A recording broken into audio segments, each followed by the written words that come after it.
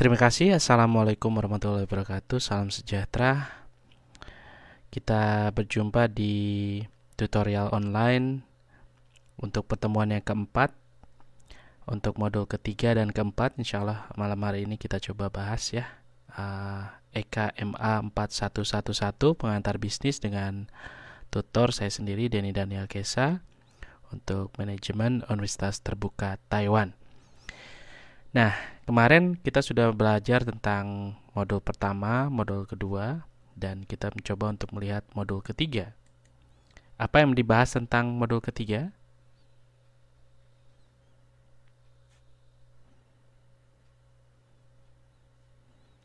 Modul ketiga kita akan membahas tentang organisasi bisnis. Nah, teman-teman mungkin juga sudah belajar atau bahkan sudah diberikan pengertian-pengertian terkait dengan organisasi di mata pelajaran ataupun mata kuliah manajemen ya. Sebenarnya ini agak sedikit bersinggungan dengan mata kuliah manajemen antara pengantar bisnis, terutama untuk bab yang terkait dengan manajemen maupun sumber daya manusia. Nah, kita akan coba bahas ya, apa itu organisasi.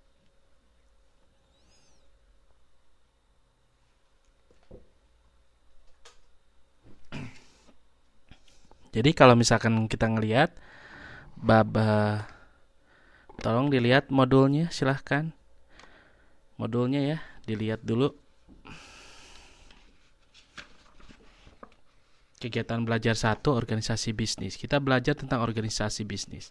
Sebetulnya, organisasi bisnis ini sama seperti organisasi-organisasi lain dalam pengertian manajemen ya. Jadi kalau misalkan ditanyakan apa organisasi itu ada ketika orang-orang di dalamnya saling berinteraksi untuk menjalankan fungsi tertentu yang membantu mereka mencapai tujuan-tujuan organisasi.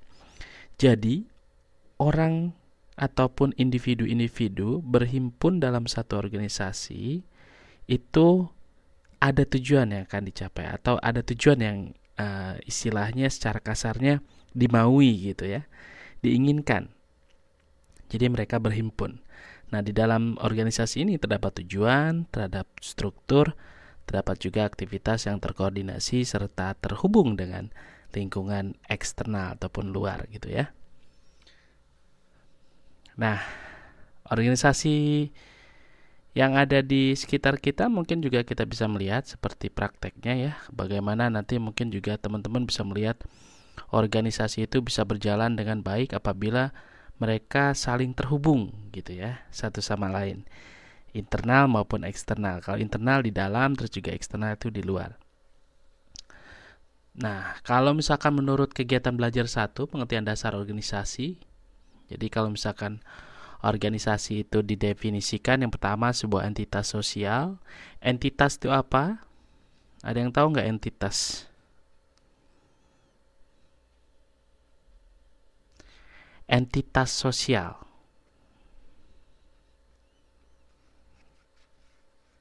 Form ataupun bentuk-bentuk ya, entitas itu ya. Secara definitif bentuk-bentuk gitu. Terus ada entitas sosial, ada yang diarahkan oleh tujuan, entitas sosial yang dirancang secara sengaja untuk memiliki struktur dan sistem aktivitas yang terkoordinasi. Terus juga entitas sosial yang berhubung dengan lingkungan eksternal dan lingkungan luar ataupun lingkungan luar ya. Silahkan yang baru bergabung ya, terima kasih udah hadir. Dan ketika misalkan kita melihat jenis-jenis organisasi, dalam berbagai literatur terdapat berbagai jenis organisasi yang diklasifikasikan berdasarkan beberapa hal ya teman-teman ya. Terus juga yang pertama ada berdasarkan jumlah pegawai. Nah, misalkan ada yang organisasi berjumlah sedikit, menengah, sedang, atau mungkin juga yang banyak ya. Ini tergantung dari jumlah dan kepentingan-kepentingannya. Terus juga ada tujuan organisasi. Jenis organisasi berdasarkan tujuan. Ada organisasi yang mencari keuntungan, profit. Ada organisasi yang nirlaba atau tidak mencari keuntungan, seperti yayasan-yayasan ataupun mungkin juga badan-badan dunia yang bersifat amal gitu ya. Terus juga dilanjut ada organisasi yang dibedakan berdasarkan produk yang dihasilkan. Nah, apakah perusahaan manufaktur seperti contoh misalkan Coca-Cola, terus juga ada Indofood, atau mungkin juga perusahaan-perusahaan jasa yang meliputi bank, restoran seperti McDonald, atau juga rumah makan yang lain gitu ya. Terus juga ada perusahaan penerbangan, juga perusahaan jasa mencari informasi internet seperti Google, Yahoo, ataupun mungkin juga perusahaan riset seperti AC Nielsen, maupun jasa konsultan seperti McKinsey gitu. Jadi ada produk ya, organisasi yang menghasilkan produk nyata, ada juga yang menghasilkan jasa ataupun barang-barang abstrak gitu ya.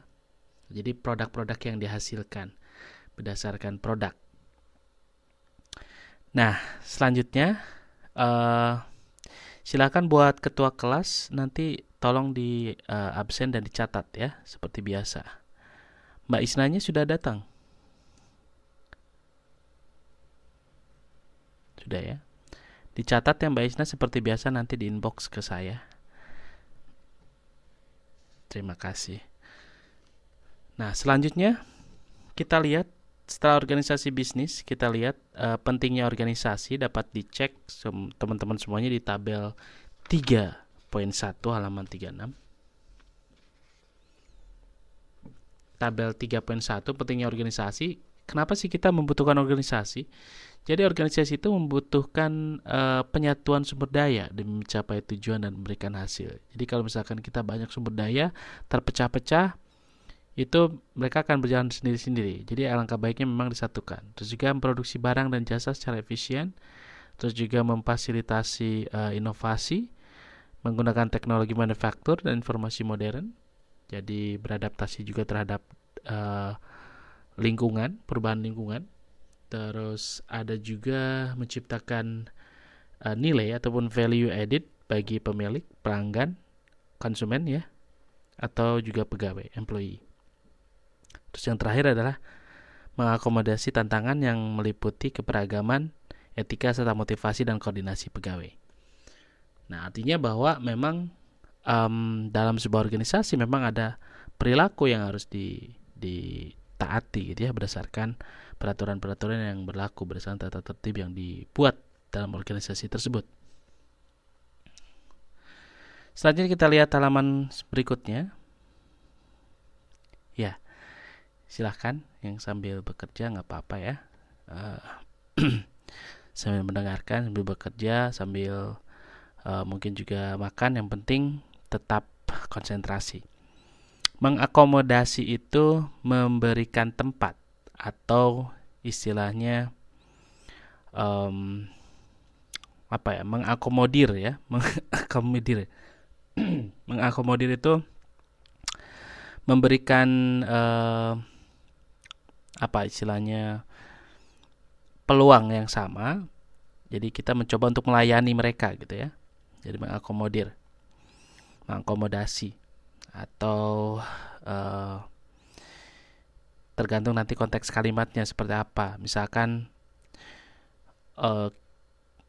organisasi mengakomodasi kepentingan individu. Artinya bahwa mengakomodasi di sini bahwa organisasi ini melingkupi gitu ya, atau mungkin juga menaungi, atau juga istilahnya menghimpun kepentingan-kepentingan individu gitu ya.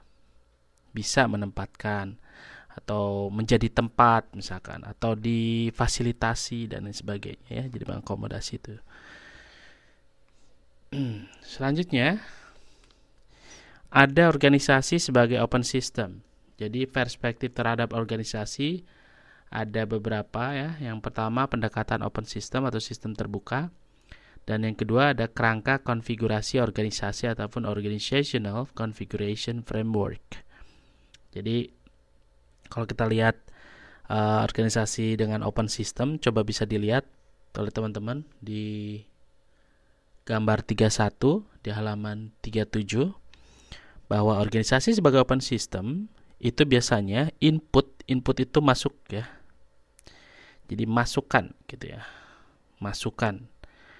Jadi masukan input itu ada raw material. Raw material itu nanti mungkin